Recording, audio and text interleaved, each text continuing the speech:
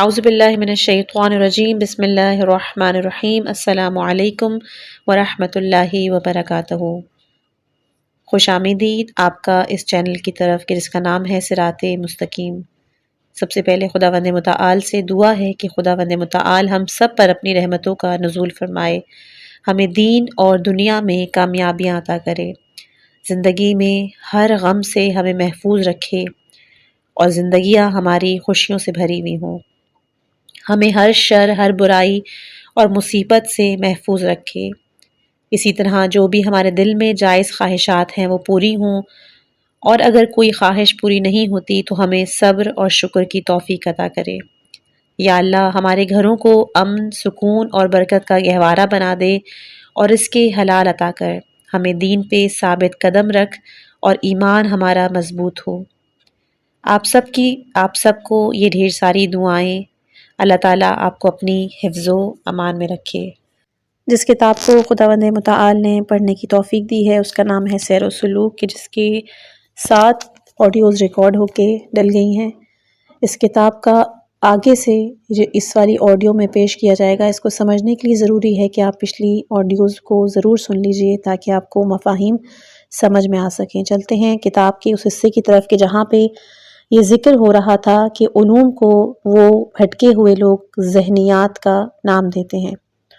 یہ لوگ عقلی علوم کو ذہنیات کہتے ہیں، مطلب یہ کہ ان کا خارج میں وجود نہیں۔ بہرحال سب علوم مقصد تک پہنچنے کا ذریعہ ہیں۔ جو علم اصل مقصد تک پہنچنے میں رکاوٹ ہے وہ علم ہی نہیں ہے۔ جو علم آدمی کو اس مقصد سے دور رکھے جس کے لیے انبیاء علیہم السلام آئے ہیں، وہ حجاب ہے، ظلمت ہے۔ انبیاء علیہ السلام اس لیے آئے ہیں کہ وہ لوگوں کو اس دنیا کی ظلمتوں سے نکال کر نور کے واحد سرچشمے تک پہنچائیں، نہ کہ اس طرف ظلمت ہو اور اس طرف نور، بلکہ مطلق نور ہو۔ انبیاء علیہم السلام کا ہدف یہ ہے کہ انسان نور مطلق میں فنا ہو جائے، قطرہ دریا میں مل کر اپنا وجود کھو دے۔ یاد رہے کہ یہ مثال بھی صورتحال پر پوری طرح منطبق نہیں ہے۔ تمام انبیاء علیہم السلام اسی غرض سے آئے ہیں، تمام علوم اسی مقصد کے حصول کا ذریعہ ہے، اصل وجود اسی کا نور ہے۔ ہم محض عدم ہیں، ہماری اصل وہاں سے ہے۔ عینیت یعنی وجود نور سے ہے کہ سب انبیاء علیہم السلام اسی لیے آئے ہیں کہ ہمیں ظلمتوں سے نکال کر نور واحد تک پہنچائیں، ظلمانی اور نورانی حجابات سے نکال کر نور مطلق سے ملا دیں۔ کبھی کبھی علم توحید یا علم کلام بھی حجاب بن جاتا ہے، گو اس علم میں حق تعالیٰ کے وجود پر دلائل قائم کیے جاتے ہیں، لیکن یہ دلائل بھی بعض اوقات خدا سے دور کر دیتے ہیں۔ انبیاء علیہم السلام کا یہ طریقہ نہیں۔ اولیاء علیہ السلام اور انبیاء علیہ السلام اس طرح دلائل نہیں دیتے، وہ دلائل سے واقف تھے، لیکن واجب الوجود کو ثابت کرنے کے لیے ان کا طریقہ برہانی نہیں تھا۔ سید الشہداء امام حسین علیہ السلام خدا سے خطاب کرتے ہوئے فرماتے ہیں، متا غبتا، تو غائب ہی کب تھا جس کے وجود کو ثابت کرنے کی ضرورت ہو؟ اندھی ہو جائے وہ آنکھ جو یہ نہ دیکھے کہ تو موجود ہے اور تو اسے دیکھ رہا ہے، واقعی ایسی آنکھ اندھی ہے۔ خدا کے لیے قیام۔ قیام کا پہلا درجہ یہ ہے، قل انما اعظکم بواحد، کہہ دیجئے میں تم کو ایک بات کی نصیحت کرتا ہوں، اور وہ یہ کہ اللہ کے لیے قیام کرو۔ اصحاب سیر نے اسے پہلی منزل قرار دیا ہے، لیکن شاید یہ تمہید ہی ہو اور منزل نہ ہو۔ منازل السائرین میں بھی اسے پہلی منزل قرار دیا گیا ہے، لیکن ممکن ہے کہ یہ دراصل تمہید ہو اور منزل بعد میں آئے۔ پہلی بات یہ ہے کہ اللہ تعالیٰ اپنی ایک محبوب شخصیت کے توسط سے فرماتا ہے کہ میں تمہیں فقط ایک نصیحت کرتا ہوں، اور وہ یہ کہ تم اللہ کے لیے قیام کرو۔ یہیں سے سب باتیں اور سب مسائل شروع ہوتے ہیں کہ آدمی جاگ جائے اور اللہ کے لیے اٹھ کھڑا ہو۔ جو لوگ نیند کے مارے ہیں، سو رہے ہیں، بے ہوش ہیں، ان سے کہا گیا ہے کہ بس ایک کام کرو، وہ یہ کہ خدا کے لیے قیام کرو، اور یہ قیام صرف خدا کے لیے ہو۔ یہی وہ ایک نصیحت ہے جس پر ہم نے ابھی تک کان نہیں دھرا، خدا کے لیے چلنا شروع نہیں کیا۔ ہم چلتے ہیں لیکن اپنے لیے۔ جو لوگ بہت اچھے اور نیک ہیں وہ بھی اپنے ہی لیے۔ کچھ اولیاء علیہ السلام البتہ ہیں جن کا طریقہ مختلف ہے۔ یہ نصیحت ہمارے لیے ہے جو سو رہے ہیں۔ وہ تو عالم بالا میں پہنچ چکے، ہمیں بھی وہیں لے جایا جائے گا۔ کوئی یہ نہیں کہہ سکتا کہ ہم یہیں رہیں گے۔ جو موکل فرشتے ہماری قوا پر مسلط ہیں وہ ہمیں اس طرف لے جا رہے ہیں۔ یہ قوا خود ہمیں ہماری زندگی کی ابتدا ہی سے اس طرف دھکیل رہے ہیں، ایک اور جگہ لے جا رہے ہیں۔ ہم جائیں گے، لیکن کیا انہی ظلمتوں اور حجابوں کے ساتھ چلے جائیں؟ دنیا کی محبت فتنوں کی جڑ ہے۔ دنیا کی محبت سب چیزوں کا سرچشمہ ہونے کے ساتھ ساتھ سب غلطیوں کی جڑ بھی ہے۔ حب الدنیا راس کل خطیہ مشہور مقولہ ہے۔ دنیا کی محبت کی وجہ سے بعض اوقات آدمی کی یہ حالت ہو جاتی ہے کہ موحد ہونے کے باوجود اگر اسے یہ خیال ہو جائے کہ خدا نے فلاں چیز اس سے لے لی تو اس کے دل میں کدورت پیدا ہو جاتی ہے۔ کہتے ہیں کہ جب آدمی کا آخری وقت ہوتا ہے اور وہ اس دنیا سے جانے والا ہوتا ہے تو یہ شیاطین کہ جو نہیں چاہتے کہ آدمی کا ایمان پر خاتمہ ہو، اس کی محبوب چیز اس کے سامنے لاتے ہیں۔ مثلا اگر کوئی طالب علم ہے اور اس کو کتابوں سے محبت ہے تو اس کے سامنے اس کی پسندیدہ کتاب لا کر کہتے ہیں کہ اپنے عقیدے سے پھر جاؤ ورنہ ہم ان کتابوں کو آگ لگا دیں گے۔ اور یہی صورت اس شخص کی ہوتی ہے جسے اپنے بچے سے محبت ہو یا پھر اور کسی چیز سے دلچسپی ہو۔ یہ مت سمجھیے کہ دنیا دار وہ ہیں جن کے پاس مثلا دولت ہے۔ ہو سکتا ہے کہ کسی کے پاس بہت دولت ہو لیکن وہ پھر بھی دنیا دار نہ ہو۔ مثلا ایک طالب علم کے پاس فقط ایک کتاب ہو اور اس کتاب سے دلی لگاؤ کے سبب وہ دنیا دار ہو۔ دنیا داری کا معیار وہ لگاؤ اور تعلق ہے کہ جو انسان کو دنیا کی چیزوں سے ہے۔ اس لگاؤ کی وجہ سے یہ ممکن ہے کہ آخری وقت میں جب انسان یہ دیکھے کہ وہ اپنی پسندیدہ چیزوں سے جدا ہو رہا ہے تو وہ خدا سے دشمنی پر اتر آئے اور دشمن خدا بن کر اس دنیا سے رخصت ہو۔ اس لیے ضروری ہے کہ لگاؤ کو کم کیا جائے۔ یہ قدرتی بات ہے کہ جب ہم سب کو ایک نہ ایک دن یہاں سے جانا ہے تو دنیا سے لگاؤ ہونے نہ ہونے سے کچھ فرق نہیں پڑتا۔ فرض کیجئے یہ آپ کی کتاب ہے، اب اس کتاب سے آپ کو دلی لگاؤ ہو یا نہ ہو، یہ کتاب آپ ہی کے پاس رہے گی۔ آپ اس سے فائدہ بھی اٹھا سکتے ہیں، آپ اس گھر سے دل لگائیں یا نہ لگائیں، یہ گھر آپ ہی کا ہے، آپ اسے استعمال کر سکتے ہیں۔ اس لیے لگاؤ کم کیجئے، جہاں تک ہو سکے لگاؤ ختم کر دیجئے۔ اسی لگاؤ کے سبب مشکلات پیدا ہوتی ہیں۔ دنیا سے لگاؤ آدمی کو اپنی ذات سے محبت کی وجہ سے پیدا ہوتا ہے۔ یہ حب نفس، حب دنیا اور حب جاہ ہی ہے کہ جو انسان کو ہلاکت تک پہنچاتی ہے۔ کرسی کی محبت، محراب و منبر کی محبت، یہ سب دنیا ہے۔ دنیا سے لگاؤ یہ سب حجاب ہیں۔ ہم بیٹھ کر یہ نہ کہنے لگ جائیں کہ جن کے پاس یہ ہے اور وہ ہے وہ لوگ دنیا دار ہیں، بلکہ یہ دیکھیں کہ خود ہمارے پاس جو کچھ ہے ہمیں اس سے کتنا لگاؤ ہے۔ ہمارا یہی لگاؤ اور دلچسپی جس کی وجہ سے ہم دوسروں پر اعتراض کرتے ہیں۔ حب نفس، اگر حب نفس اور خود غرضی نہ ہو تو آدمی دوسروں کی عیب جوئی نہیں کرتا۔ یہ جو ہم میں بعض لوگ دوسروں پر نکتہ چینی کرتے ہیں، اس کا سبب یہی ہے کہ ہم حب نفس کی وجہ سے اپنے آپ کو مہذب، درست اور مکمل سمجھتے ہیں، دوسروں کو عیب دار اور ناقص تصور کرتے ہیں، اسی لیے ان میں کیڑے نکالتے ہیں۔ ایک شعر ہے، میں شعر تو نہیں پڑھوں گا کیونکہ اس پر ایک طرح سے اعتراض ہو سکتا ہے، مگر اس کا مطلب یہ ہے کہ میں تو وہی کچھ ہوں جو تو کہتا ہے، مگر کیا تو بھی وہی ویسا ہی ہے جیسا کہ تو اپنے آپ کو ظاہر کرتا ہے؟ ہم یہاں جامعہ میں یہ ظاہر کرتے ہیں کہ ہم یہاں خدا کے لیے آئے ہیں، ہم علم حاصل کرتے ہیں، ہم شریعت کا درس لیتے ہیں، ہم جند اللہ ہیں، ہم نے اپنا نام جند اللہ رکھ لیا ہے۔ کیا ہم وہی ہیں جو ہم ظاہر کرتے ہیں؟ کم از کم ظاہر و باطن تو یکساں ہو۔ کیا نفاق اس کے سوا کسی اور چیز کا نام ہے؟ نفاق صرف یہی نہیں ہے کہ آدمی اپنے آپ کو دیندار ظاہر کرے، حقیقت میں ابو سفیان کی طرح دیندار نہ ہو۔ یہ بھی نفاق ہے کہ آدمی یہ کہے کہ میں ایسا ہوں، میں ویسا ہوں، دراصل وہ کچھ نہ ہو۔ ایسے لوگ منافق ہیں، کچھ منافقت کے اس درجے پر ہیں، کچھ اس درجے پر۔ آخری بات یہ کہ جب آدمی دنیا سے جائے تو اس کے متعلق یہ نہ کہا جائے کہ یہ لوگ آخرت کی طرف بلاتے ہیں مگر دنیا کی طرف نہیں۔ انبیاء علیہ السلام کی دعوت بھی وہاں کے لیے تھی مگر وہ دنیا میں بھی عدل و انصاف قائم کرتے تھے۔ رسول اکرم صلی اللہ علیہ وآلہ وسلم گو خاص الخاص اللہ والے تھے مگر فرماتے تھے کہ اپنے دل میں کدورت آنے کے سبب میں دن میں 70 دفعہ استغفار کرتا ہوں۔ ایسے شخص کے لیے کہ جو اپنے محبوب کے سامنے دائم الحضور رہنا چاہتا ہو، غیروں سے ملنا جلنا کدورت کا باعث ہوتا ہے۔ فرض کیجئے ایک آدمی آپ کے پاس آتا ہے، بہت اچھا صحیح آدمی، وہ آپ سے مسئلہ پوچھنا چاہتا ہے لیکن یہی بات آپ کو اپنے محبوب کے حضور سے باز رکھتی ہے، لیکن یہی لمحے آپ کو اس مرتبے سے اس کے آپ خواہاں ہیں باز رکھتے ہیں۔ اگرچہ مسئلہ بتانا یا ہدایت کرنا آپ کے نزدیک محبوب کے مظاہر میں سے ہے، لیکن آپ جو یہ چاہتے ہیں کہ اس مرتبہ دائم حضور میں ہوں، اس سے یہ آپ کو باز رکھ رہا ہے۔ اپنے دل میں کدورت آنے کے سبب میں اللہ سے ہر روز 70 بار استغفار کرتا ہوں۔ اس طرح کے الفاظ رسول اکرم صلی اللہ علیہ وآلہ وسلم سے منقول ہیں، مگر اس قسم کی باتوں میں پڑھنا ہمارے لیے حجاب ہے۔ اس حجاب سے باہر نکلنا ضروری ہے۔ کم از کم جیسا ہم اپنے آپ کو ظاہر کرتے ہیں ویسے ضرور بنیں۔ اگر ہمارے ماتھے پہ سجدے کا نشان ہے تو پھر ہم نماز میں دکھاوا نہ کریں۔ اگر ہم تقدس کا جامہ پہنے ہوئے ہیں تو سود نہ کھائیں، کسی کو دھوکہ نہ دیں، وغیرہ وغیرہ۔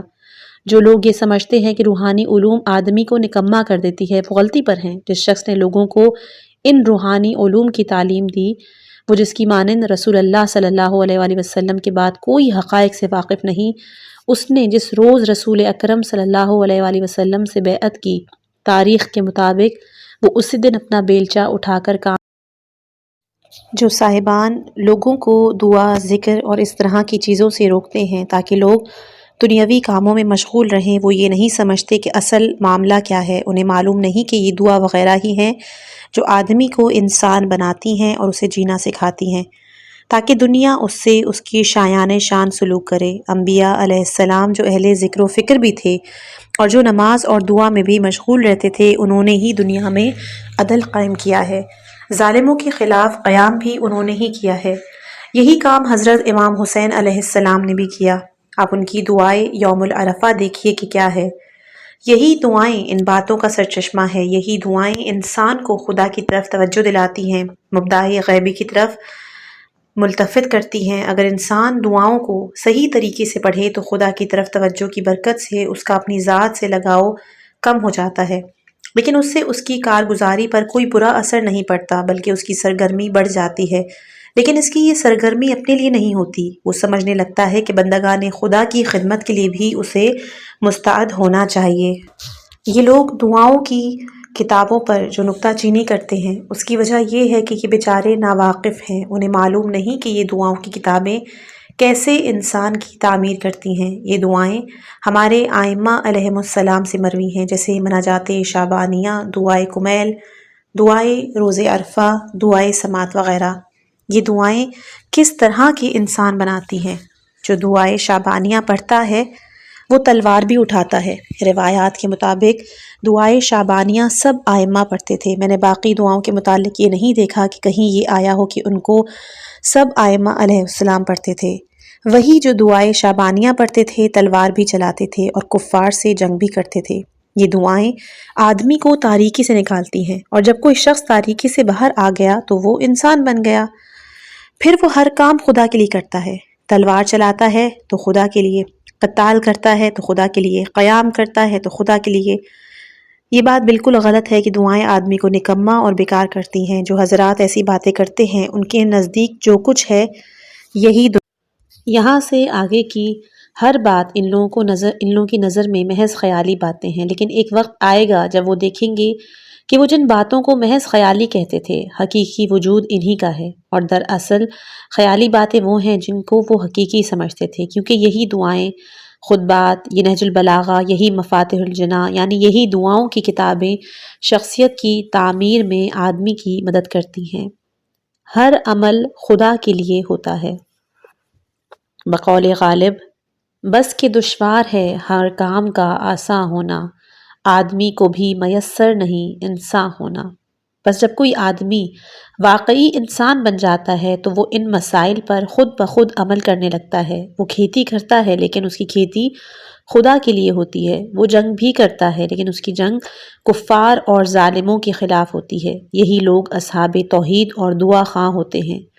جو لوگ رسول خدا صلی اللہ علیہ وآلہ وسلم اور امیر المومنین علیہم السلام کے ہم رکاب تھے، وہ عموماً عبادت بھی خوب کرتے تھے۔ خود حضرت امیر المومنین عین معرکہ کارزار میں نماز پڑھتے تھے۔ ایک طرف جدال و قتال کا ہنگامہ برپا ہوتا تھا، دوسری طرف وہ نماز پڑھ رہے ہوتے تھے، لڑتے بھی تھے، نماز بھی پڑھتے تھے۔ ایک دفعہ جب معرکہ کارزار گرم تھا، کسی نے آپ سے کچھ پوچھا، آپ کھڑے ہو گئے اور توحید پر تقریر کی۔ کسی نے کہا اس وقت بھی تقریر؟ تو آپ نے کہا اسی کے لیے تو ہم جنگ کرتے ہیں۔ حسب روایت آپ نے کہا ہماری جنگ دنیا کے لیے نہیں ہے، ہم معاویہ سے اس لیے جنگ نہیں کرتے کہ شام پہ قبضہ کر لیں۔ شام کیا چیز ہے؟ رسول خدا صلی اللہ علیہ وآلہ وسلم اور جناب امیر علیہ السلام شام و عراق فتح کرنے کے خواہاں نہیں تھے، وہ تو یہ چاہتے تھے کہ وہاں کے لوگوں کو انسان بنائیں، لوگوں کو مستکبرین سے نجات دلائیں۔ یہی لوگ یہ دعائیں پڑھتے تھے۔ یہ دعائے کمیل جناب امیر علیہ السلام سے ہی منقول ہے۔ کمیل ہی کو دیکھ لیجئے، وہ بھی تلوار چلاتے تھے۔ قلوب پر دعا کا اثر، اس لیے کہ لوگ دعا نہ کریں، دعائیں اور دعاؤں کی کتابیں نہ پڑھیں۔ ایک دن ان خبیث لوگوں نے کہ جو کسروی جیسے شیطانوں کے پیروکار تھے، عرفان اور ادعیہ کی کتابیں اکٹھے کر کے انہیں آگ لگا دیں۔ وہ لوگ یہ نہیں سمجھتے تھے کہ دعا کیا ہے، انسان کے دل پر دعا کا کیا اثر ہوتا ہے۔ انہیں نہیں معلوم کہ سب خیرات و برکات دعا خوانوں ہی کی وجہ سے ہے۔ یہی لوگ ہیں جو کسی نہ کسی طرح دعائیں پڑھتے ہیں، ذکر خدا کرتے ہیں، اگرچہ یہ لوگ طوطے کی طرح پڑھتے ہیں، پھر بھی کچھ نہ کچھ اثر ضرور ہوتا ہے۔ بہرحال ان لوگوں سے بہتر ہیں کہ جو بالکل بھی نہیں پڑھتے۔ ایک نمازی وہ اس کی نماز کتنی ہی گھٹیا درجے کی ہو، بے نمازی سے بہرحال بہتر ہے۔ وہ زیادہ مہذب ہے، وہ چوری نہیں کرتا۔ مجرموں کی فہرست پر نظر ڈالیے، دیکھیے کہ ان میں کتنے دینی علوم کے طلبہ ہیں اور کتنے دوسرے لوگ۔ کتنے ملاؤں نے چوری، شراب نوشی، دوسرے جرائم کا ارتکاب کیا ہے۔ البتہ اسمگلروں کے گروہ میں کچھ ملا اور صوفی صورت لوگ ہوتے ہیں، لیکن آپ دیکھیں گے کہ وہ بدمعاش نہ نماز پڑھتے ہیں اور نہ ہی وہ کچھ اور کرتے ہیں۔ انہوں نے فقط اپنا الو سیدھا کرنے کے لیے ایک ایسی صورت بنا رکھی ہے۔ جو لوگ ایسے ہیں کہ دعائیں پڑھتے ہیں، اسلام کے ظاہری احکام پر عمل کرتے ہیں، ان میں ایسے لوگ کہ جن پر کوئی فرد جرم عائد کی گئی ہو یا تو ہے ہی یا نہیں یا بہت کم ہیں، انہی لوگوں سے اس دنیا کا نظام برقرار ہے۔ دعا کو ختم نہیں کرنا چاہیے۔ یہ بات غلط ہوگی کہ ہمارے جوانوں کی توجہ دعاؤں سے یہ کہہ کر ہٹا دی جائے کہ ان کے بجائے قرآن کی تلاوت کو رواج دیں۔ جو چیز قرآن کی راہ ہموار کرتی ہے اس کو ہاتھ سے نہیں جانے دینا چاہیے۔ یہ شیطانی وسوسہ ہے کہ قرآن پڑھنا چاہیے اور دعا اور حدیث کو چھوڑ دینا چاہیے۔ دعا اور حدیث کے بغیر قرآن، اگر دعا اور حدیث کو چھوڑ کر قرآن کو لانے کی کوشش کی جائے تو یہ لوگ قرآن کو بھی نہیں لا سکیں گے۔ جو لوگ یہ کہتے ہیں کہ ہمیں دعائیں نہیں قرآن چاہیے، وہ کبھی قرآن کو رواج نہیں دے سکتے۔ یہ سب شیطانی وسوسے اور دھوکہ دہی کی باتیں ہیں۔ جوانوں کو دیکھنا چاہیے کہ جو لوگ اہل حدیث، اہل ذکر، اہل دعا تھے، انہوں نے اس معاشرے کی زیادہ خدمات کی ہیں، انہوں نے جن میں ان میں سے کوئی بات بھی نہیں تھی، اور جو یہ کہتے تھے کہ محض قرآن کافی ہے، کس نے زیادہ خدمت کی ہے؟ یہ سب خیرات و مبرات جو آپ دیکھ رہے ہیں انہی مومنین کے کارنامے ہیں۔ یہ سب اوقاف جو خیرات کے لیے یا غریبوں کی دستگیری کے لیے ہیں، یہ انہی نماز پڑھنے والوں اور قرآن پڑھنے والوں کے عطیات ہیں، دوسروں کے نہیں۔ سابقہ دور کے متولل عمرہ میں سے جو نمازی تھے انہوں نے ہی مدرسے قائم کیے، ہسپتال وغیرہ بنوائے۔ یہ طریقہ ختم نہیں ہونا چاہیے بلکہ اس کو رواج دینا چاہیے۔ لوگوں کو اس کی ترغیب دینے کی ضرورت ہے کہ وہ ایسے نیک کاموں کی طرف توجہ باقی رکھیں۔ اس سے قطع نظر کہ یہ دعائیں روحانی کمال حاصل کرنے میں حمد و معاون ہوتی ہیں، یہ ملک کے انتظام میں بھی مدد دیتی ہیں۔ ملک کے نظم و نسق کے لیے کبھی اس کی ضرورت ہوتی ہے کہ آدمی جا کر چوروں کو پکڑے اور کبھی اس کی کہ خود چوری نہ کرے۔ جو لوگ مسجدوں میں جاتے ہیں، دعائیں کرتے ہیں، وہ قانون شکنی نہیں کرتے اور امن عامہ میں خلل نہیں ڈالتے۔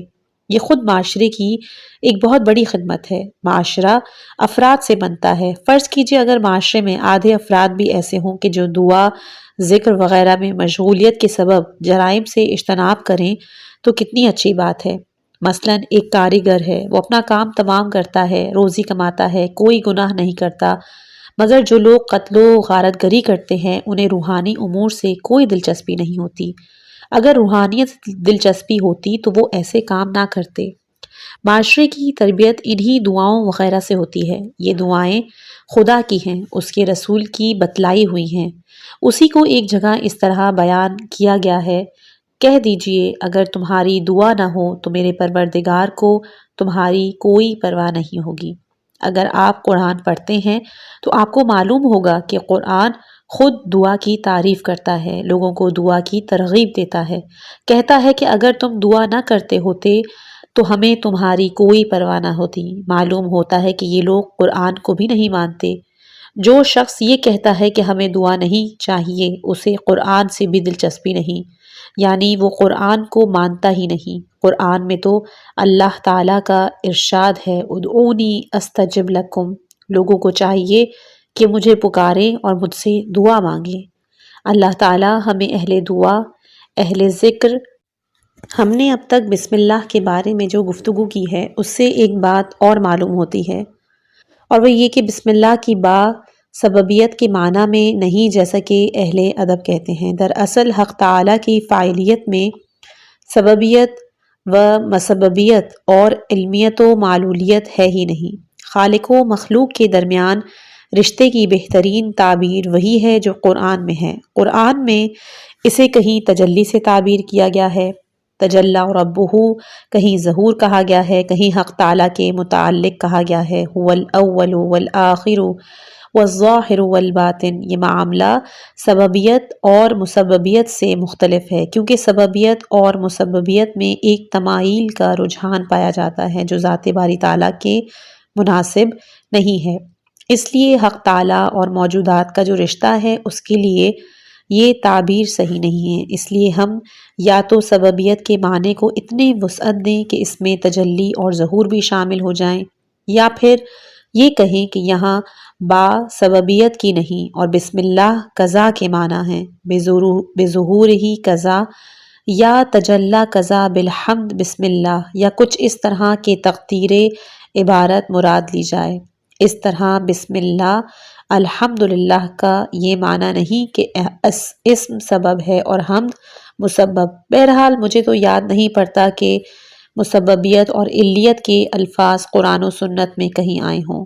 یہ ایک فلسفیانہ اصطلاح ہے کہ جو فلسفے کی زبان پر ہے۔ اس معنی میں قرآن و سنت میں علیت اور سببیت کے الفاظ نہیں بلکہ خلق، ظہور اور تجلی وغیرہ کے الفاظ استعمال ہوئے ہیں۔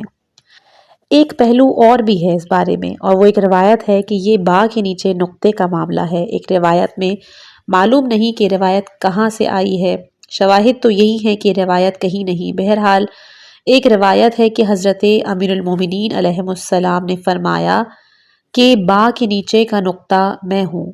اگر یہ روایت واقعی کہیں آئی ہو تو اس کی تعویل یوں کی جا سکتی ہے کہ با کے معنی ہے ظہور مطلق، نقطے سے مراد ہے اس کا تعین اول کہ جو عبارت سے مقام ولایت ہے۔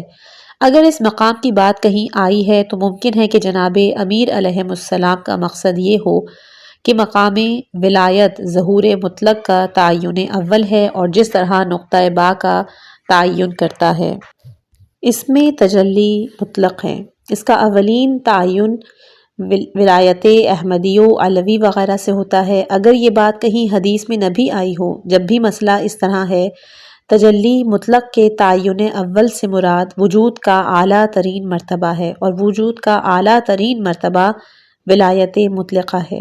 صورت یہ ہے کہ اس میں الہی کبھی مقام ذات کا عنوان ہوتا ہے، مقام ذات کا جامع اسم اللہ ہے، اور کبھی صفات کے ظہور کا کہ جیسے رحمانیت، رحیمیت، یہ سب اسماء اسم اعظم اللہ کی تجلیات ہیں۔ ان میں سے بعض اسماء مقام ذات کے نام ہیں اور بعض اسماء تجلیات فعلی ہیں۔ پہلی قسم کے اسماء کو مقام احدیت، دوسری قسم کے اسماء کو مقام واحدیت، اور تیسرے قسم کے اسماء کو مقام مشید کہا جاتا ہے۔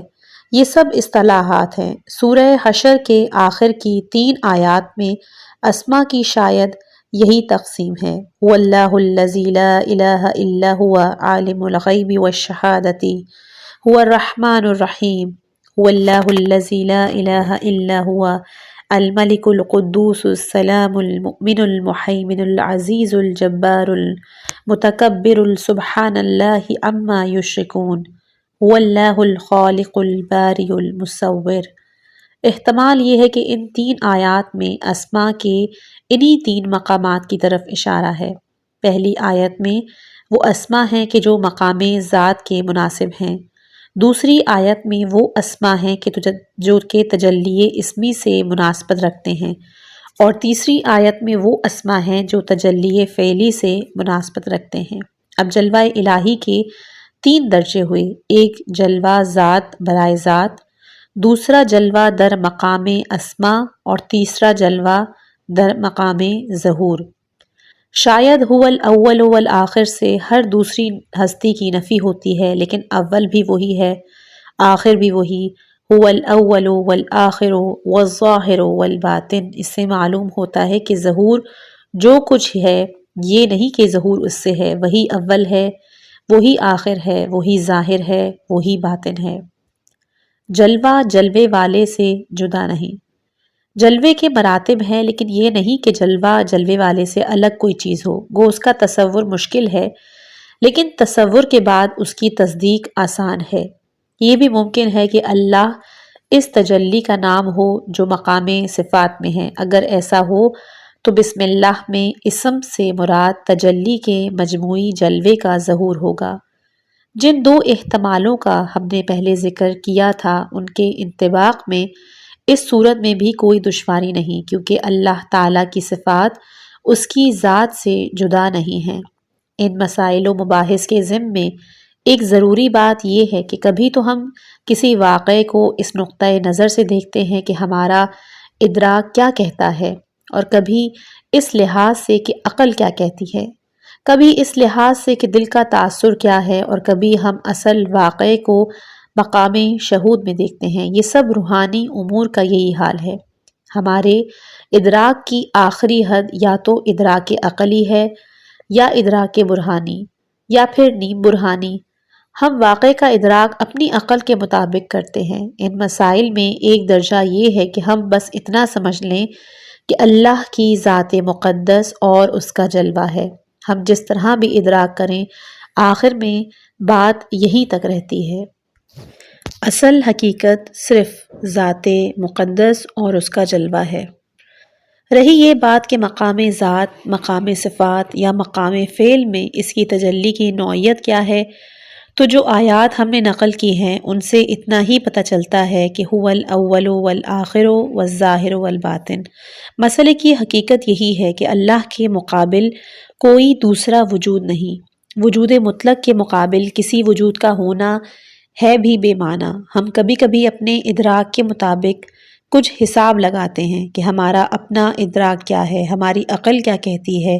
کیا ہمارا ادراک عقلی ہمارے دل میں اس حد تک جاگزی ہو گیا ہے کہ اس کا نام ایمان ہو جائے؟ آیا ہم نے اپنا روحانی سفر شروع کر دیا ہے یا نہیں کہ اس کا نام عرفان یا معرفت ہو جائے؟ اس طرح اور جو کچھ انسان کے بس میں ہو۔ بہرحال یہ معاملہ واقعات کی نسبت ہمارے ادراک کا ہے۔ اصل حقیقت جو ہے وہی ہے۔ غور کرنے سے حقیقت یہی معلوم ہوتی ہے کہ اللہ کے سوا اور کچھ نہیں، جو کچھ ہے وہی ہے، اس کا جلوہ بھی خود وہی ہے۔ ہم کوئی ایسی مثال نہیں دے سکتے جو اصل حقیقت پر منطبق ہو جائے۔ ذات اور جلوے کی مثال دریا اور موج کی ہے۔ شاید سب مثال سے نزدیک ترین مثال دریا اور موج دریا کی ہے۔ موج دریا سے الگ نہیں، لیکن موج تو دریا ہے، لیکن دریا موج نہیں ہے۔ جب دریا متموج ہوتا ہے تو اس میں موجیں اٹھتی ہیں۔ جب ہم دیکھتے ہیں تو ہمیں دریا اور اس کی موجیں الگ الگ محسوس ہوتی ہیں، لیکن موج ایک عارضی چیز ہے کہ وہ پھر دریا میں مل جاتی ہے۔ دراصل دریا کے علاوہ کوئی چیز نہیں، دریا کی موج بھی دریا ہی ہے۔ یہ دنیا بھی ایک موج کی طرح ہے۔ بہرحال یہ مثال بھی اس قسم کی ہے جس کے متعلق کسی نے کہا ہے کہ خاک بر فرق من و تمثیل، دراصل کوئی مثال ہے ہی نہیں۔ ہم اپنے ادراک کے مطابق ان مسائل پر بحث کرنا چاہتے ہیں۔ ایک تو ان مسائل کی کلی تصورات ہیں، جیسے اسم ذات، اسم صفات، اسم افعال، فلاں فلاں مقام، یہ سب مفہوم ہیں کہ جن کا ادراک کیا جا سکتا ہے۔ دوسرا مرحلہ یہ ہے کہ ادراک کے بعد ان مفہوموں کو دلیل اور برہان سے ثابت کیا جائے کہ حقیقت یہی ہے۔ اس کا حقیقت ثبوت دیا جائے کہ اللہ کی ذات اور اس کا جلوہ الگ الگ نہیں ہیں۔ جب اس امر کے دلائل دیے جاتے ہیں تو کہا جاتا ہے کہ حق تعالی خالص وجود ہے، وجود مطلق ہے، اور وجود مطلق بلا تعین ہے۔ اس کے وجود کے ساتھ کوئی قید نہیں لگائی جا سکتی، نہ کسی طرح اس کا تعین کیا جا سکتا ہے۔ یہ بھی کہا جاتا ہے کہ اگر وجود کسی طرح محدود ہو یا اس میں کوئی نقص ہو تو وہ وجود مطلق نہیں ہو سکتا۔ وجود مطلق وہی ہے جس کا تعین نہ ہو اور جس میں کوئی نقص اور کمی نہ ہو۔ جب وجود مطلق ہر طرح کے نقص اور تعین سے مبرہ ہوگا تو لا محالہ تمام وجود ہوگا، تمام بھی ناقص ہے، یعنی یہ نہیں ہو سکتا اس میں کسی حیثیت سے کوئی کمی ہو۔ وجود مطلق کے تمام اوصاف بھی مطلق ہیں، متعین نہیں، نہ اس کی رحمانیت ایک متعین رحمانیت ہے، نہ اس کی رحیمیت، نہ اس کی الوہیت ایک متعین الوہیت ہے۔ کسی بھی کمال کے فقدان کے معنی تعین ہے۔ جب وہ نور مطلق اور وجود بلا تعین ہے تو یہ بھی لازم ہے کہ وہ سب کمالات کا جامع اور جمیع صفات ہوں، کیونکہ کسی بھی کمال کے فقدان کا نتیجہ تعین ہے۔ اگر مقام ذات ربوبیت میں ایک نقطہ یا شوشے کی بھی کمی یا عیب ہو تو اس پر مطلق کا اطلاق نہیں ہوگا۔ اس صورت میں اللہ کی ذات ناقص ہو جائے گی، اور جب ناقص ہو جائے گی تو ممکن ہوگی نہ کہ واجب۔ واجب کے لیے کمال مطلق اور جمال مطلق ہونا ضروری ہے۔ چنانچہ جب ہم اپنی ناقص عقل کے مطابق اللہ کے متعلق غور کرتے ہیں تو ہم دیکھتے ہیں کہ اللہ نام ہے اس ذات مطلق کا کہ جس کے سب جلوے ہیں، جو جامع جمیع اسماء صفات اور جامع جمیع کمالات ہے۔ وہ کمال مطلق اور کمال بے تعین ہے، اور چونکہ کمال مطلق اور کمال بے تعین ہے اس لیے یہ نہیں ہو سکتا کہ اس میں کسی چیز کی کمی ہو، ورنہ تو وہ ممکن ہو جائے گا اور واجب نہیں رہے گا۔ ممکن اس کو کہتے ہیں جو ناقص ہو، ممکن خواہ کسی بھی مرتبہ کمال کو کیوں نہ پہنچ جائے، جب مطلق نہیں تو ممکن ہی رہے گا۔ وجود مطلق مستجمع جمیع الصفات اور واجد جمیع الکمالات ہے۔ دلیل کہتی ہے کہ صرف الوجود کل الاشیاء ولیس بشیء منہا، وہ وجود خالص ہے، سب کچھ ہے لیکن بغیر تعین کے۔ سارے وجود اسی کے ہیں لیکن بطریق تعین نہیں، بلکہ بطریق کمال مطلق۔ چونکہ اس کے اسماء اس سے جدا نہیں، اس لیے اس کے اسماء صفات بھی اسماء ذات ہی ہیں۔ وہ سب خصوصیات کہ جو اللہ میں ہیں، رحمان بھی ہے، رحمان بھی چونکہ کمال مطلق اور رحمت مطلق ہے اس لیے اس میں بھی وجود کے سب کمالات ہیں۔ اگر ایسا نہ ہو تو وہ مطلق نہیں ہوگا۔ قرآن شریف میں ہے ادعوا اللہ او ادعوا الرحمن، اللہ کہہ کر پکارو یا رحمان کہہ کر۔ ایک دوسری آیت میں ہے کہ جس نام سے بھی پکارو اس کے سبھی نام اچھے ہیں، اللہ ہو یا رحمان ہو یا رحیم ہو یا باقی نام، سب نام اچھے اور پیارے ہیں۔ تمام اسماء حسنہ اللہ کی سب صفات کی جامع ہیں، چونکہ وہ مطلق ہے اس لیے کسی طرح محدود نہیں ہے۔ ایسا نہیں کہ اسم اور مسمى یا ایک نام دوسرے نام میں کسی طرح مغایرت ہو۔ حق تعالیٰ کی اسماء حسنہ ان ناموں جیسے نہیں جو ہم مختلف چیزوں کے مختلف اعتبار سے رکھ لیتے ہیں۔ اس کے نور و ظہور کی بھی یہ شکل نہیں کہ ایک لحاظ سے نور ہو اور ایک لحاظ سے ظہور۔ ظہور بعینہ نور ہے اور نور بعینہ ظہور، اگرچہ یہ مثال بھی ناقص ہے۔ وجود مطلق کمال مطلق ہے اور کمال مطلق ہر لحاظ سے مطلق ہے، اس کے سب اوصاف علی الاطلاق ہیں۔ اس کی ذات اور صفات میں کسی طرح کی جدائی کا تصور بھی نہیں کیا جا سکتا۔ مشاہدے کا قدم دلیل و برہان سے آگے ہے۔ عام طور پر بات بات پر کہا جاتا ہے کہ اس بات کا کوئی ثبوت نہیں، یا دلیل یہ کہتی ہے۔ ایک عارف نے بھی کہا ہے میں جہاں بھی گیا یہ اندھا بھی اپنی لاٹھی لے کر وہاں آ گیا۔ اندھے سے اس عارف کی مراد شیخ الرئیس بو علی سینا تھے۔ کہنے کا مقصد یہ تھا کہ جو دلائل کی مدد سے حقیقت کا ادراک کرتا ہے اس کی مثال اندھے کی سی ہے کہ جو اپنی لاٹھی کی مدد سے راستہ تلاش کرتا ہے۔ میں نے یہ دیکھا کہ میں جہاں بھی مشاہدے اور عرفان کی مدد سے پہنچا یہ اندھا بھی اپنی لاٹھی کھڑکھڑاتا ہوا آ پہنچا۔ اہل برہان اندھے ہیں۔ اہل برہان اس لیے کہ انہیں مشاہدے کی قوت حاصل نہیں، اگرچہ انہوں نے بھی توحید مطلق اور وحدت مطلق کے مسائل کو دلائل کی مدد سے ثابت کیا ہے۔ وہ یہ بھی ثابت کرتے ہیں کہ مبدأ وجود کمال مطلق ہے، پھر بھی معاملہ دلیل و برہان کا ہے، اور دلیل کی دیوار کے پس پشت اہل برہان کو کچھ سجھائی نہیں دیتا۔ کوشش ہے، قلب اس کا ادراک کرتا ہے کہ واجب الوجود صرف الوجود اور کل شے ہے۔ قلب کی مثال بچے کی سی رہتی ہے، بات کو سمجھانے کے لیے ایک ایک لفظ کا لقمہ اس کے منہ میں دینا پڑتا ہے۔ جو شخص دلائل کی مدد سے مسائل کا عقلی ادراک کرتا ہے، اسے دل میں بٹھانے کے لیے تکرار اور مجاہدہ وغیرہ کی ضرورت ہوتی ہے۔ ایمان ادراک قلبی کا نام ہے۔ جب دل نے یہ بات قبول کر لی کہ اللہ صرف الوجود اور کل الکمال ہے تو اب یہ ایمان بن گیا۔ پہلے یہ ادراک عقلی تھا، دلیل و برہان سے ادراک عقلی حاصل ہوا، دل میں مفہوم کا ایک تصور قائم ہوا۔ جب دل نے حقیقت کو قبول کر لیا، خواہ عقلی دلائل سے یا قرآنی تعلیم سے، تو پھر اس کا نام ایمان ہو گیا۔ عقل نے ایک بات معلوم کی اور پھر دل کو سکھائی۔ جب تکرار اور ریاضت سے دل میں یہ راسخ ہو گیا کہ لیس فی الدار غیرہ دیار، یعنی خدا کے سوا اس جہان میں کچھ ہے ہی نہیں، تو یہی ایمان ہے۔ یوں درجہ انبیاء کے مشاہدے سے بھی کم ہے، یہ بھی ایک درجہ ہے، لیکن حق تعالیٰ کے جمال کا مشاہدہ اس سے کہیں بڑھا ہوا ہے۔ حضرت موسیٰ علیہ السلام کے لیے تجلی ہوئی تھی۔ حضرت موسیٰ علیہ السلام کے سلسلے میں کہ جو امور قابل غور ہیں، ان میں 30 دن، پھر 40 دن اور اس کے بعد کے واقعات۔ اس طرح کے بعد حضرت موسیٰ علیہ السلام نے اپنے سسر حضرت شعیب علیہ السلام کے گھر سے اپنی بیوی بچوں کو ساتھ لیے چلے۔ انہوں نے کچھ دور جا کر اپنی بیوی سے کہا کہ یہ آگ کہ جس کا احساس انہیں ہوا تھا، ان کی بیوی بچوں نے قطعاً نہیں دیکھی۔ حضرت موسیٰ علیہ السلام نے کہا میں جاتا ہوں، تمہارے لیے آگ کا ایک شعلہ لے آؤں گا کہ شاید میں تمہارے لیے اس کا ایک شعلہ لا سکوں۔ جب وہ آگ کے قریب پہنچے تو ندا آئی، یہ اسی آگ میں سے آواز آئی تھی جو کہ درخت میں لگی ہوئی تھی۔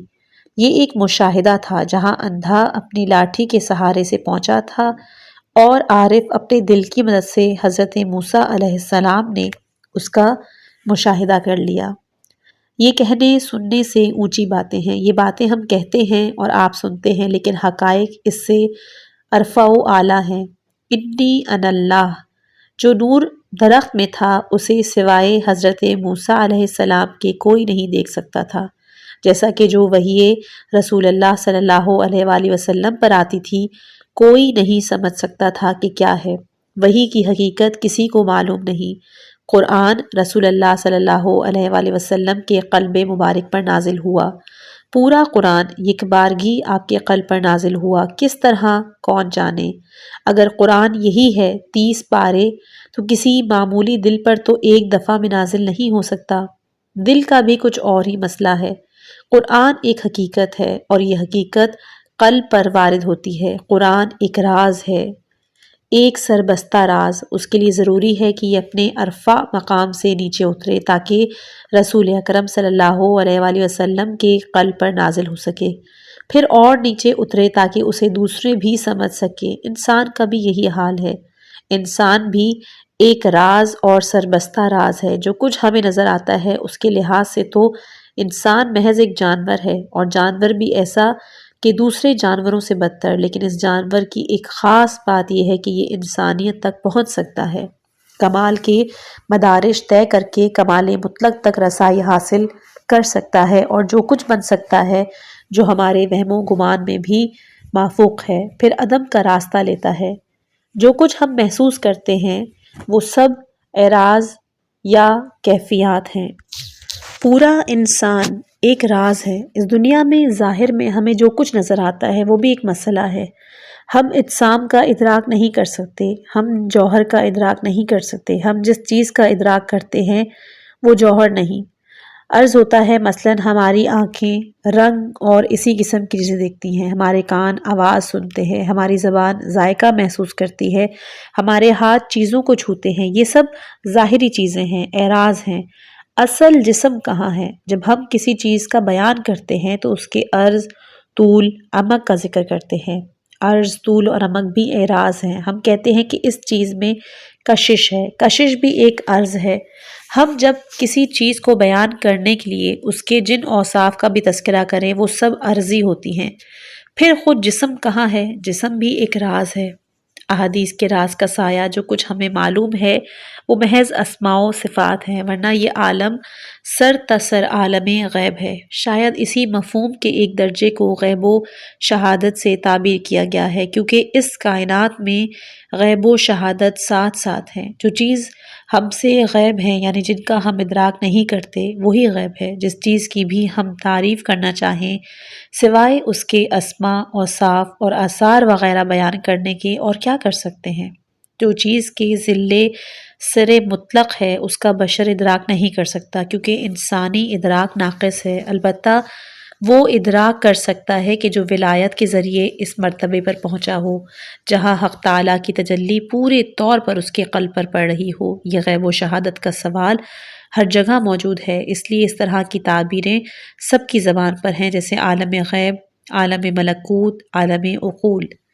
رسول اکرم صلی اللہ علیہ وآلہ وسلم اس میں اعظم ہیں۔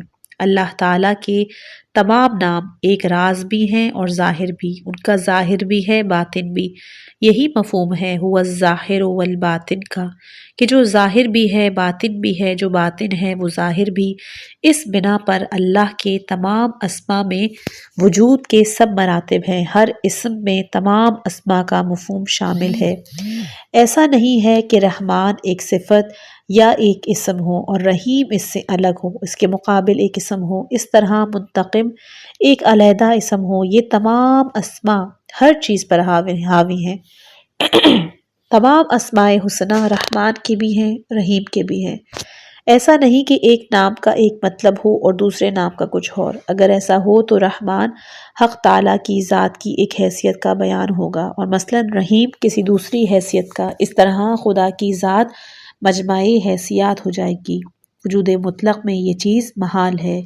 وجود مطلق کی مختلف حیثیتیں نہیں ہوتی۔ وجود مطلق اسی وجود مطلق کے لحاظ سے رحمان بھی ہے اور رحیم بھی۔ اس کی تمام ذات رحمان ہے اور تمام ذات رحیم، تمام ذات نور ہے اور تمام ذات اللہ۔ ایسا نہیں کہ اس کی رحیمیت کچھ چیز ہو اور رحمانیت اس سے مختلف ہو۔ جو شخص معرفت کے ذریعے سے اس بلند ترین مقام تک پہنچنے کہ خود ذات حق نہ کہ محض اس کا جلوہ اس شخص کے قلب پر متجلی ہو تو وہ خود بھی اس میں اعظم ہوگا اور اس میں اعظم کے جلوے سے منجلی بھی۔ یہ وہی قلب ہو سکتا ہے کہ جس پر قرآن نازل ہو، جو وحی کا سرچشمہ ہو، جس میں جبرائیل آتے ہوں۔ ایسے قلب پر جو جلوہ ہوگا وہ تمام جلووں پر محیط ہوگا۔ یہ اسم اعظم خود رسول پاک صلی اللہ علیہ وآلہ وسلم کی ذات ہے۔ نحن الاسماء الحسنی، رسول خدا صلی اللہ علیہ وآلہ وسلم مقام تجلی میں اعظم اسماء ہیں۔ جن موضوعات پر آج کی صحبت میں گفتگو ہوئی ان میں ایک مسئلہ تو سببیت کا تھا۔ ہم نے کہا تھا کہ حق تعالیٰ کے بارے میں سببیت کا سوال اٹھانا غلط ہے۔ اس کی ہمیں کوئی مثال نہیں ملتی سوائے دور دراز کی بعض مثالوں کے۔ ایک مسئلہ نقطۂ تحت الباء کا تھا۔ اگر یہ روایت واقعی کہیں آئی ہو تو میں نے اس کے متعلق کچھ عرض کیا۔ اس کے علاوہ اسم و مراتب، اسم ذات، اسم در مقام صفات، اسم در مقام تجلی و فعلی، تجلی ذات بر ذات، تجلی ذات بر صفات، تجلی ذات بر موجودات جیسے مسائل بھی زیر بحث آئے۔ جب ہم لوگ تجلی کی بات کرتے ہیں تو کہتے ہیں کہ ہمارا وجود بھی ایک تجلی ہے۔ اس کی مثال یہ ہے کہ یہاں 100 آئینے رکھ دیجئے، ہر آئینے میں اسی ایک سورج کی روشنی منعکس ہوگی۔ ایک لحاظ سے یہ بھی کہہ سکتے ہیں کہ 100 روشنیاں ہیں، مگر دراصل ہر آئینے میں وہی ایک روشنی ہے، اسی ایک سورج کا جلوہ ہے جو ہر 100 آئینوں میں نظر آ رہا ہے۔ مگر چونکہ سورج کی روشنی محدود ہے اس لیے یہ مثال بھی دور دراز کی ہے۔ تعینات جلوے کا لازمی نتیجہ ہے۔ تمام تعینات یعنی محدود اور متعین موجودات میں حق تعالیٰ ہی کا جلوہ اور نور ہے۔ وہی ایک نور سب موجودات میں جلوہ فگن ہے۔ یہ نہیں کہ ہر متعین موجود کے لیے الگ الگ نور۔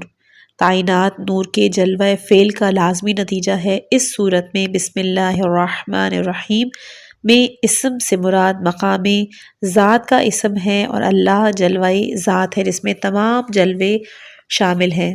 اس جامع جلوے ہی کا نام اللہ ہے۔ رحمان اور رحیم بھی اس جامع جلوے کے نام ہیں۔ ایسا نہیں کہ رحمان اس کی ایک صفت کا نام ہو اور رحیم دوسری کا، بلکہ اللہ، رحمان، رحیم یہ تینوں ایک ہی جلوے کے نام ہیں، سب ایک ہی جلوہ ہے۔ وہی مکمل جلوہ ذات اللہ بھی ہے، رحمان بھی ہے، رحیم بھی ہے۔ اس کے علاوہ کوئی اور صورت ممکن ہی نہیں، کیونکہ اگر یہ صورت نہ ہو تو اللہ کی ذات محدود ہو جائے گی، اور محدود ہوگی تو ممکن ہو جائے گی، واجب نہیں رہے گی۔ اس تفصیل کے مطابق جو ہم نے ابتدا میں حمد کے متعلق عرض کی تھی، حمد اللہ کی ہوگی۔ حق اللہ تعالیٰ کے جامع ظہور یا جامع جلوے کا نام ہے۔ رحمان، رحیم بھی بعینہ اسی جلوے کا نام ہے۔ حمد سے مراد ہر حمد بھی ہو سکتی ہے اور حمد مطلق بھی۔ اسم اللہ کے متعلق 3 احتمال ہیں کہ حق تعالیٰ کے جلوہ جامع کا نام مقام ذات میں بھی ہو سکتا ہے، مقام صفات میں بھی ہو سکتا ہے اور مقام فعل میں بھی۔ جب ہم ان احتمالات مختلفہ کو مثلا بسم اللہ کی آیت پر منطبق کرتے ہیں تو ہر احتمال کی صورت میں ایک خاص طرز کلام ہو جاتا ہے۔ اسی بنا پر ہم نے اللہ کے متعلق گفتگو کی کہ جو ایک اسم جامع ہے، مقام ذات میں بھی، مقام صفات میں بھی اور مقام تجلی و فعلی میں بھی۔ ہم نے بسم اللہ پر گفتگو کرتے ہوئے اللہ با اور نقطے کے متعلق بھی عرض کیا، اور رحمان اور رحیم کے متعلق چند بہت ہی مختصر مگر ضروری باتیں بیان کی ہیں۔ یقین ضروری ہے۔ ہمیں امید ہے کہ اس طرح کے مسائل پر بحث کی ضرورت کا اعتراف کیا جائے گا۔ بعض لوگ اس کا بالکل ہی انکار کرتے ہیں، بعض لوگ تو سرے سے عرفانی مسائل کے ہی منکر ہیں۔ جو لوگ ابھی حیوانیت کی منزل میں ہیں انہیں یقین نہیں آ سکتا کہ اس منزل سے ماورا بھی کچھ ہے جس کے وہ ابھی تک قائل نہیں۔ ہمارے لیے روحانی امور پر یقین ضروری ہے۔ یہی پہلا مرحلہ ہے اس کا کہ انسان اپنے آپ کو حرکت میں لائے۔ پہلی بات یہ ہے کہ آدمی انکار نہ کرے۔ یہ نہیں ہونا چاہیے کہ آدمی ہر بات کا انکار کر دے جو اسے معلوم نہ ہو۔ غالباً شیخ الرئیس ابو علی سینا کا قول ہے کہ جو شخص بغیر کسی دلیل کے کسی بات کا انکار کرتا ہے وہ فطرت انسانی سے خارج ہے۔ عقیدے کی بنیاد پر دلیل ہونی چاہیے۔ جس طرح کسی چیز کا ثبوت دلیل کا محتاج ہے، اسی طرح کسی بات سے انکار کے لیے بھی دلیل کی ضرورت ہے، ورنہ یہ کہو کہ مجھے معلوم نہیں، لیکن کچھ ضدی طبیعتیں ایسی ہیں کہ جو ہر چیز کا انکار کر دیتی ہیں۔ چونکہ یہ لوگ سمجھتے نہیں، اس لیے فطرت انسانی سے خارج ہیں۔ انسان کے لیے ضروری ہے کہ اگر کسی چیز کو تسلیم کرے تو دلیل سے تسلیم کرے، اور اگر رد کرے جب بھی تو دلیل سے رد کرے، ورنہ یہ کہہ دے کہ مجھے معلوم نہیں اور چونکہ میں نہیں جانتا اس لیے ممکن ہے ایسا ہو اور ممکن ہے ایسا نہ ہو۔ جو کچھ سنو اس کے متعلق یہ ضرور مانو کہ ممکن ہے صحیح ہو اور ممکن ہے کہ صحیح نہ ہو، لیکن انکار کی کوئی وجہ نہیں۔ اس عالم کے ماورا تک ہماری رسائی نہیں۔ خود اس دنیا کے متعلق بھی ہماری معلومات ناقص ہیں۔ کچھ مسائل اس وقت معلوم ہیں، بعد میں کچھ اور مسائل ظاہر ہوں گے۔ اب سے 100 سال پہلے تک یہ دنیا کتنی نامعلوم تھی، اس میں کتنی باتیں ایسی تھیں جن کا کسی کو علم نہیں۔ اب بہت سی باتیں معلوم ہو گئی ہیں، آئندہ اور بہت سی باتوں کا انکشاف ہوگا۔ ابھی تک ہم اس کائنات کو نہیں سمجھے، انسان اس کائنات کا ادراک نہیں کر سکا ہے، پھر اولیاء کے مشاہدات کا انکار کیوں کرتا ہے؟ جو شخص حقائق و معارف کا انکاری ہے اس کا دل حقائق و انوار کی تجلی سے محروم ہے۔ وہ کہتا ہے کہ نہیں ہے، یہ نہیں کہتا کہ مجھے معلوم نہیں۔ جو کچھ اہل معرفت کہتے ہیں اس کے متعلق کہتا ہے کہ یہ سب من گھڑت باتیں ہیں۔ چونکہ وہ خود محروم ہے اس لیے ان باتوں کو من گھڑت بتلاتا ہے۔ اس کے دل میں یہی ہے کہ یہ باتیں من گھڑت ہیں، مگر یہ باتیں تو قرآن میں بھی ہیں، ان کے متعلق اسے ایسے کہنے کی جرت نہیں ہوتی۔ جن باتوں کو وہ من گھڑت کہتا ہے وہ قرآن و سنت ہی سے ماخوذ ہیں، پھر انکار کرنے کی کیا وجہ ہے؟ جو بات معلوم نہ ہو اس کا انکار کفر ہے۔ یہ بھی کفر کا ایک درجہ ہے، گو شرعی کفر نہ ہو لیکن کفران تو ہے ہی، کہ آدمی کو جو چیز معلوم نہ ہو اس کا انکار کرے۔ انسان کو مصیبتوں کی جڑ یہی ہے کہ جب وہ حقائق کا ادراک نہیں کر سکتا تو پھر ان کا انکار کر بیٹھتا ہے۔ وہ وہاں تک نہیں پہنچ سکتا جہاں تک اولیاء پہنچے ہیں، اس لیے وہ ان کی تکذیب کرتا ہے۔ یہ کفر جہودی کی بدترین قسم ہے۔ پہلا قدم یہ ہے کہ آدمی اس بات کا انکار نہ کرے جو کتاب و سنت میں آئی ہے، جس کا اولیاء اقرار کرتے ہیں، جس کے عرفا اپنے ادراک کے مطابق قائل ہیں اور جس کا فلاسفے کو اعتراف ہے۔ اگر خود اس نے درک نہیں کیا ہے تو کہہ دے کہ مجھے معلوم نہیں، مگر یہ مردود تو کہتا ہے کہ جب تک میں اپنے تیز نشتر سے خدا کو چیر پھاڑ کر نہیں دیکھ لوں گا میں تو مانوں گا ہی نہیں۔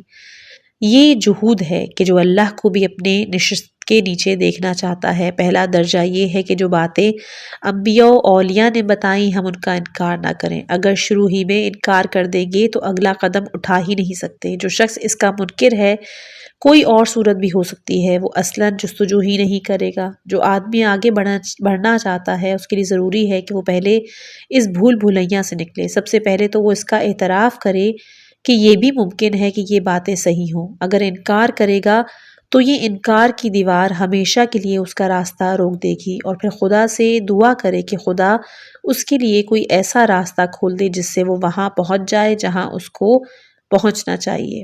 ہم کتاب و سنت کا انکار نہ کریں۔ اگر آدمی انکار نہیں کرے گا، دعا کرے گا کہ اس کے لیے راستہ کھل جائے تو خدا اسے محروم نہیں رکھے گا اور آہستہ آہستہ راستہ کھل جائے گا۔ مجھے امید ہے کہ ہماری یہ حالت نہیں ہوگی، ہم کتاب و سنت کا انکار نہیں کریں گے۔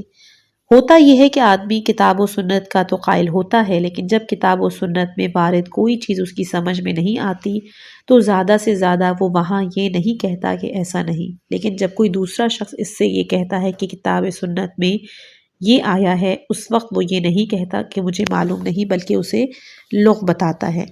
مطلق انکار راستے کا ایک پتھر ہے۔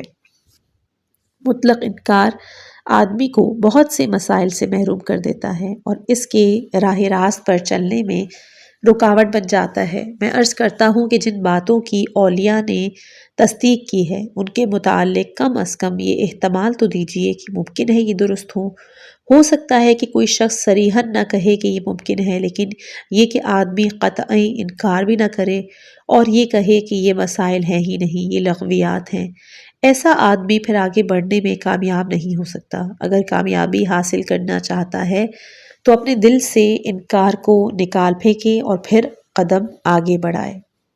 مجھے امید ہے کہ ہم ان تکذیب کے حجاب کو اپنے دل سے دور کر دیں گے اور خدائے تبارک و تعالی سے التجا کریں گے کہ ہمیں قرآن کی زبان سے، یعنی جس زبان میں قرآن نازل ہوا ہے اور جو ایک خاص طرح کی زبان ہے، اس سے آشنائی بخشے۔ قرآن بھی انسان کی طرح گوناگوں صلاحیتوں کا حامل ہے۔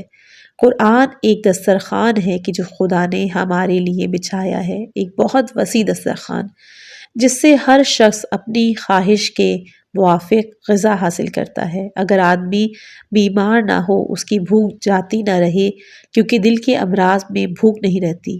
ہاں، یہ ایک وسیع دسترخوان ہے جس سے سب استفادہ کر سکتے ہیں، جس طرح یہ دنیا ایک وسیع دسترخوان ہے جس سے سب فائدہ اٹھاتے ہیں۔ کوئی گھاس کھاتا ہے، کوئی میوے کھاتا ہے، کوئی کسی طرح استفادہ کرتا ہے، کوئی کسی طرح۔ انسان ایک طرح سے استفادہ کرتا ہے تو حیوان دوسری طرح سے، اور جو انسان حیوانیت کے درجے میں ہے وہ کسی اور طرح سے۔ جو سطح بلند ہوتی ہے اس خدائی دسترخوان سے عبارت ہے، استفادے کا طریقہ بھی بہتر ہو جاتا ہے۔ اس طرح قرآن بھی ایک وسیع دسترخوان ہے جو سب کے لیے بچھا ہوا ہے۔ ہر شخص اپنی بھوک اور خواہش کے مطابق اس سے فائدہ اٹھانے کی راہ نکال سکتا ہے۔ اعلیٰ ترین استفادہ اس سے مخصوص ہے کہ جس پر یہ نازل ہوا تھا اور جو اس کا اولین مخاطب ہے۔ لیکن ہم کوئی مایوس ہونے کی ضرورت نہیں، بلکہ ضروری ہے کہ اس دسترخوان سے ہم بھی بہرہ اندوز ہوں۔ اس کے لیے پہلی شرط یہ ہے کہ ہم یہ خیال دل سے نکال ڈالیں کہ طبعی اور مادی مسائل کے سوا کسی چیز کا وجود ہی نہیں، اور قرآن فقط انہی طبعی اور اجتماعی مسائل کو بیان کرنے کے لیے آیا ہے اور اس کا تعلق صرف دنیاوی زندگی سے ہے، اور ایسا خیال نبوت کا قطعی انکار ہے۔ قرآن انسان کو انسان بنانے کے لیے آیا ہے اور یہ سب ذریعہ ہے ایک مقصد کے حصول کا۔ دعائیں اور عبادتیں ذریعہ ہیں، تمام عبادات بھی ذریعہ ہیں، تمام دعائیں بھی ذریعہ ہیں، یہ سب ذریعہ ہیں اس مقصد کا کہ انسان کے اثر جوہر کھلے، انسان میں جو صلاحیتیں خفیہ ہیں وہ بیدار ہوں، انسان انسانیت کے مرتبے تک پہنچ جائے، انسان بالقوہ، انسان بالفعل بن جائے، تبھی انسان خدائی انسان بن جائے تاکہ اس کی ہر چیز خدا کی ہو جائے، اور جو کچھ دیکھے اور سمجھے، حق دیکھے سمجھے۔ انبیاء اسی لیے آئے ہیں، وہ ایک ذریعہ ہیں، انبیاء اس لیے نہیں آئے کہ وہ حکومت قائم کریں، انہیں حکومت کا ہے، حکومت بھی اپنی جگہ، لیکن یہ بات نہیں کہ انبیاء فقط دنیا کا انتظام کرنے آئے تھے۔ عدل خداوند متعال کی صفت ہے، جو چشم بصیرت رکھتے ہیں ان کی نظر میں عدل کی بحث حق تعالیٰ کی ایک صفت کی بحث ہے۔ عدل الہی کا انصرام بھی انبیاء علیہم السلام کا ایک کام ہے، وہ انصاف پر مبنی حکومت بھی قائم کرتے ہیں، لیکن یہ سب باتیں ذریعہ ہیں اس کا کہ انسان ایک ایسے مرتبے پہ پہنچ جائے کہ جو انبیاء علیہم السلام کی آمد کا مقصد ہے۔ دعا ہے کہ اللہ تعالیٰ ہر معاملے میں ہماری تائید کرے، ہم واقعاً اپنے دلوں سے وہ حجابات دور کر سکیں کہ جو ہمارے اندر علم آنے سے روک رہے ہیں۔ خدا ہمیں اس کتاب کو بھی سمجھنے کی توفیق عنایت کرے۔ عبادتیں، دعائیں، ان کے ذریعے ہم اپنے آپ کو سدھار سکتے ہیں۔ انشاءاللہ کہ اس کتاب کا اگلا حصہ اگلی ویڈیو میں بیان کیا جائے گا، اور میری آپ لوگوں سے بار بار گزارش ہے کہ اس کتاب کا اگر مواد سمجھ میں نہ آئے تو آپ دوبارہ سے اس آڈیو کو سنیے، کیونکہ کچھ الفاظ ہمارے لیے مشکل ہیں، امید کرتی ہوں، اور اگر نہیں سمجھ میں آتے تو آپ اپنے کسی محلے کے یا اپنے علاقے کی کسی عالم دین سے اس حوالے سے پوچھ سکتے ہیں۔ اپنی دعاؤں میں یاد رکھیے گا۔ والسلام علیکم ورحمۃ اللہ وبرکاتہ۔